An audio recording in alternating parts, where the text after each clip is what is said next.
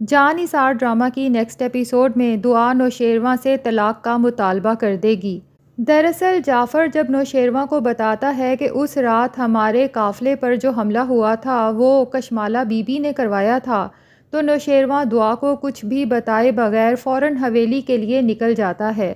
دعا نوشیروان سے پوچھتی رہ جاتی ہے کہ آپ کہاں جا رہے ہیں، لیکن نوشیروان اس قدر غصے میں ہوتا ہے کہ وہ دعا کو بھی مکمل اگنور کر کے وہاں سے چلا جاتا ہے۔ اس کے بعد دعا اپنی ملازمہ سے بھی پوچھتی ہے کہ آپ کو پتہ ہے کہ نوشیروان سائیں کہاں گئے ہیں، تو ملازمہ کہتی ہے کہ سائیں کہاں آتے ہیں جاتے ہیں، اس کا ہم ملازموں کو بھلا کیا پتہ۔ اب دعا کو مزید تشویش ہوتی ہے کہ آخر ایسا کیا ہوا کہ نوشیروان نے مجھے بھی اگنور کر دیا، بتانا بھی پسند نہیں کیا۔ ابھی وہ اسی کشمکش میں ہوتی ہے کہ کشمالہ کی کال آ جاتی ہے۔ کشمالہ پہلے ملازمہ سے کنفرم کرتی ہے کہ نوشیروان سائیں تو گھر پہ نہیں ہیں، کیونکہ وہ دعا کو جو آگ لگانے والی بات کرنے والی ہے، اس کے لیے نوشیروان کا وہاں نہ ہونا ضروری ہے۔ اب جب ملازمہ کنفرم بتا دیتی ہے کہ نوشیروان سائیں تو ابھی کہیں نکلے ہیں، تو وہ ملازمہ سے کہتی ہے کہ میری دعا سے بات کرواؤ۔ اور دعا جب پوچھتی ہے کہ آپ کون اور آپ غزنوی کو کیسے جانتی ہیں، تو کشمالہ کہتی ہے کہ میں غزنوی کی بیوی ہوں، خاندانی بیوی،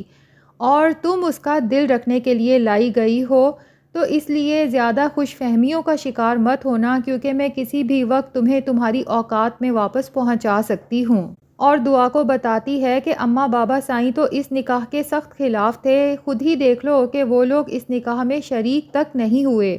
تو دعا کو یاد آتا ہے کہ نوشیروان نے تو اس سے جھوٹ بولا تھا کہ اماں بابا سائیں کو اس نکاح کا پتہ ہے،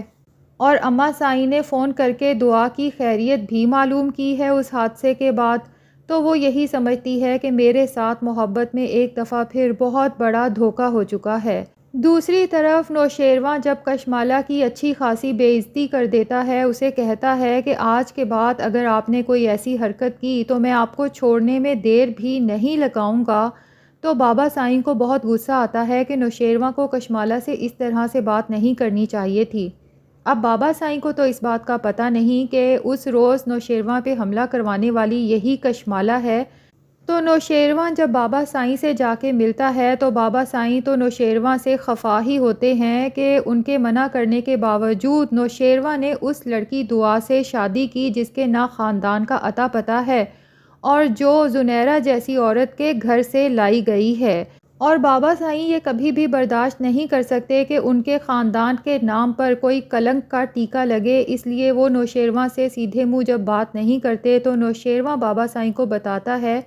کہ آپ جسے خاندانی بہو کہہ رہے ہیں، پہلے اس کے تو کارنامے سن لیں۔ کیا آپ کو پتہ بھی ہے کہ اس دن ہمارے قافلے پہ جس نے حملہ کروایا تھا وہ کون تھا؟ وہ آپ کی یہی خاندانی بہو کشمالہ تھی۔ بابا سائیں تو یہ سن کے حیران پریشان رہ جاتے ہیں کہ اتنی معصوم سی نظر آنے والی کشمالہ ایسی حرکت بھی کروا سکتی ہے۔ نوشیروان بابا سائیں سے کہتا ہے کہ میں چاہتا ہوں میں کشمالہ کو چھوڑ دوں، وہ بھی عورت ہے، اس کے بھی کچھ جذبات ہیں، تو بہتر یہی ہے کہ اس کی زندگی کسی ایسے آدمی کے ساتھ گزرے جو اس کے جذبات کو سمجھتا ہو اور اسے تمام حقوق بھی دے سکے۔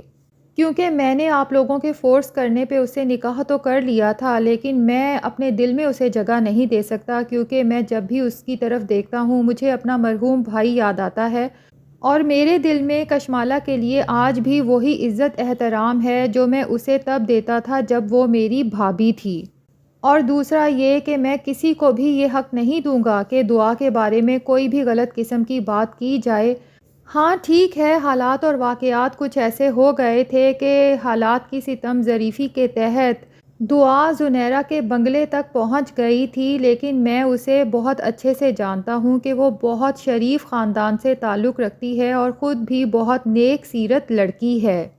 اب نوشیروان جب واپس دعا کی طرف جاتا ہے تو اسے تو پتہ ہی نہیں ہوتا کہ کشمالہ تو پہلے ہی وہاں آگ لگا چکی ہے، اور دعا بھی نوشیروان کو چھوڑنے کا سوچ چکی ہے۔ نوشیروان جب گھر پہنچتا ہے، دعا کو دیکھتا ہے تو اس کا رویا ہوا چہرہ دیکھ کر بہت پریشان ہو جاتا ہے۔ نوشیروان کے دماغ میں آتا ہے شاید دعا اس لیے ناراض ہے کہ میں اسے بتائے بغیر یہاں سے چلا گیا تھا، تو کوئی بات نہیں، میں کلیئر کر دوں گا، لیکن دعا تو اس کے چہرے کی طرف بھی نہیں دیکھتی، وہیں سے مڑ کے واپس چلی جاتی ہے۔ تو نوشیروان کہتا ہے کہ اتنا غصہ کہ میرا چہرہ بھی دیکھنا گوارا نہیں ہے۔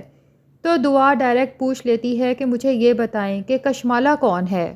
نوشیروان کہتا ہے کہ تم آرام سے بیٹھو تو میں تمہیں ساری بات کلیئر کر دوں گا، لیکن دعا تو اتنی غصے سے بھری بیٹھی ہے کہ اب نوشیروان کو کسی کلیئرنس کا بھی موقع نہیں دینا چاہتی، اور اسے صاف سنا دیتی ہے کہ جب میں اپنے ماں باپ بہنوں سے دور ہو سکتی ہوں جو کہ میرے خونی رشتے ہیں، تو آپ سے بھی دور ہو سکتی ہوں۔ مجھے ابھی اور اسی وقت طلاق چاہیے۔ طلاق کا لفظ سن کے نوشیروان کے تو پاؤں تلے سے زمین نکل جاتی ہے کہ دعا اس طرح کا مطالبہ بھی کر سکتی ہے۔ وہ دعا کو سمجھانے کی کوشش کرتا ہے کہ تمہیں کچھ غلط فہمی ہوئی ہے، میں تمہیں اپنے بارے میں سب کچھ بتانے ہی والا تھا، لیکن دعا کہتی ہے کہ یہ تو آپ کو میرے ساتھ نکاح سے پہلے بتانا چاہیے تھا کہ آپ پہلے سے شادی شدہ ہیں۔ اتنا بڑا دھوکہ! میں ایک دھوکے باز کے ساتھ زندگی نہیں گزار سکتی۔ نوشیروان کا دل تو جیسے کسی نے مٹھی میں جکڑ لیا ہو کہ اسے اس کی محبت دھوکے باز کہہ رہی ہے۔ اور جناب اسلم، جو کہ بہت ہی ظالم قسم کا باپ دکھایا گیا ہے، اپنی چھوٹی بیٹی کا رشتہ کہیں طے کر دیتا ہے اور اپنی بیوی کو کہتا ہے کہ آج وہ لوگ رشتہ لے کر آئیں گے اور میں نے فیصلہ کر لیا ہے کہ اگر رشتہ اچھا نکلا تو بس جھٹ پٹ اس کی شادی کر کے اسے گھر سے رخصت کروں گا۔ جبکہ اسلم کی بیوی کو تو یہ سن کے ہی بہت زیادہ پریشانی ہو جاتی ہے کہ اسلم اس طرح سے اس کی شادی کا فیصلہ کیسے کر سکتا ہے۔ تو وہ اسلم کو سمجھانے کی کوشش کرتی ہے کہ ثانیہ کو آگے پڑھنے کا شوق ہے، ابھی اس نے میٹرک کا امتحان دینا ہے، اس کے بعد اسے شوق ہے کہ یہ کالج جائے۔ تو اسلم تو کالج کا نام سنتے ہی بھڑک اٹھتا ہے اور اپنی بیوی کو ڈانٹ کے کہتا ہے کہ میں کالج کا نام تک نہ سنوں۔ تیری ایک بیٹی نے کالج جا کے جو گل کھلائے ہیں، تو چاہتی ہے کہ میں دوسری کی دفعہ بھی وہی سب برداشت کروں؟ اور ناظرین، دوسری طرف اماں سائیں بابا سائیں کو سمجھانے کی کوشش کرتی ہیں کہ ایک تو آپ کو دعا کے بارے میں اب غلط قسم کے الفاظ استعمال نہیں کرنے چاہیے۔ ہمارے بیٹے نوشیروان کا پہلے بھی دل ٹوٹ چکا ہے اور ہم نے دیکھا ہی ہے کہ اس کے بعد اس نے ہنسنا بولنا ہی چھوڑ دیا تھا، لیکن ایک دفعہ پھر اس کی زندگی میں محبت آئی ہے تو اس کے چہرے پر خوشیاں اور مسکراہٹ واپس لوٹ آئی ہے۔ تو اس لیے اپنے بیٹے کی خوشی کے لیے ہمیں اس کی محبت کو بھی عزت اور اپنے دل میں جگہ دینی ہوگی، اور اس کے ساتھ ساتھ ہم نے کشمالہ کے لیے بھی کچھ سوچنا ہوگا، کیونکہ ابھی تو نوشیروان صرف دھمکی دے کے گیا ہے، لیکن ممکن ہے کہ کشمالہ کی اگر یہی حرکتیں رہیں تو نوشیروان پھر ہمارا کہا بھی نہ مانے اور کشمالہ کو طلاق دے دے۔